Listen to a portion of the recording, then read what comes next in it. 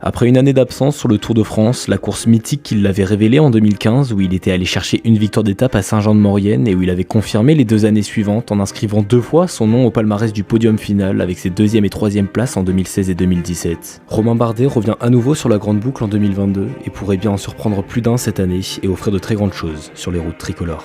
Romain Bardet maintenant, Fabio Aru, Romain Bardet, ça le fait. Allez, le champion d'Italie qui est en train de buter, Romain Bardet qui est passé et qui va s'imposer la victoire d'étape peut-être pour Romain Bardet. Largement. Romain Bardet qui affirme ses ambitions, qui va remporter une 3e victoire d'étape sans doute sur le Tour de France à l'Altiport de Peyragudes. Romain Bardet en tête, vainqueur, Romain Bardet qui va se replacer au général et qui reste une menace pour Froome. Victoire de Romain Bardet. Depuis le début de sa carrière, Romain Bardet arrivait toujours sur les routes du Tour de France avec l'ambition du classement général et pourquoi pas de la victoire finale sur les Champs-Élysées.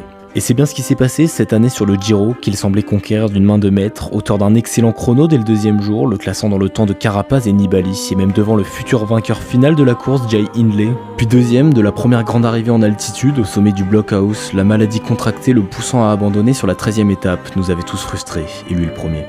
Mais Romain Bardet n'est pas du genre à s'apitoyer sur son sort, et après un nouvel échec sur un grand tour où il était venu pour gagner le classement général, le Français arrive sur la grande boucle sans pression et pour jouer chacune des étapes selon ses dires, comme des classiques d'un jour. C'est donc un Romain Bardet dans le registre de 2019 que l'on pourrait retrouver, où très loin du classement général, il visait les étapes de montagne et était parvenu à remporter sur les Champs-Élysées, le maillot de meilleur grimpeur. Un Bardet donc offensif comme à son habitude, chasseur d'étapes mais avec une bien meilleure forme que 2019 ou même 2015 car s'il est parvenu à maintenir l'excellente condition qu'il avait forgée pour le Giro, on pourrait bien obtenir un véritable feu d'artifice en montagne sur le Tour. Comme Warren Barguil en 2017 ou Julien Alaphilippe en 2018, Romain Bardet pourrait donc se muer en Richard Virenque et voler sur les sommets des grands cols mythiques du Tour de France pour nous faire rêver en ce mois de juillet. Accompagné d'une équipe solide en montagne où l'on retrouvera les jeunes talents Chris Hamilton, Kevin Vermeerk ou encore Andreas Leknesund, selon moi Romain Bardet pourrait jouer les premiers rôles sur l'étape 14 dans un premier temps, à l'arrivée à Mende où bien souvent les échappées de baroudeurs grimpeurs résistent au peloton. Une occasion pour lui de prendre sa revanche sur 2015 où encore trop jeune et trop peu tacticien, il avait été battu par Stephen Cummings et Thibaut Pinot. L'étape de Foix, 3 jours plus tard, semble également très bien collée à ses caractéristiques, avec le terrible mur de Péguerre et ses pourcentages à plus de 10% dans le final avant de redescendre vers Foix pour se jouer l'arrivée. Si Romain Bardet parvient à prendre l'échappée et que celle-ci va au bout, je le vois bien succéder à un certain Warren Barguil, vainqueur ici même 5 ans plus tôt, un 14 juillet. Mais bien qu'il serait beau de voir Romain Bardet chasser les étapes de montagne, je n'exclus toujours pas l'hypothèse de l'objectif du classement général, car s'il évite tous les pièges de la première semaine, je le vois bien tenter de jouer les tout premiers rôles avec les autres favoris sur les premières étapes de montagne, et notamment la 7e étape à l'arrivée à la super planche des belles filles.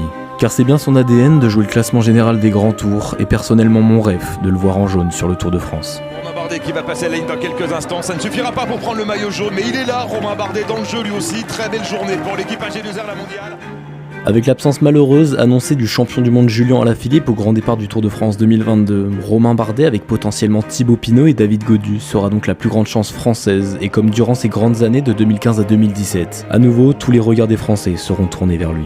De quoi faire monter la pression de l'Auvergnat durant les 3 semaines du Tour, mais le grimpeur français utilise généralement ça comme une force plutôt que comme une faiblesse. En quête de victoire d'étape de prestige en haute montagne ou dans les hauteurs du classement général, quoi qu'il en soit, j'ai hâte de revoir Romain Bardet sur les routes du Tour de France et je suis persuadé que l'Auvergnat produira de grandes choses en ce mois de juillet.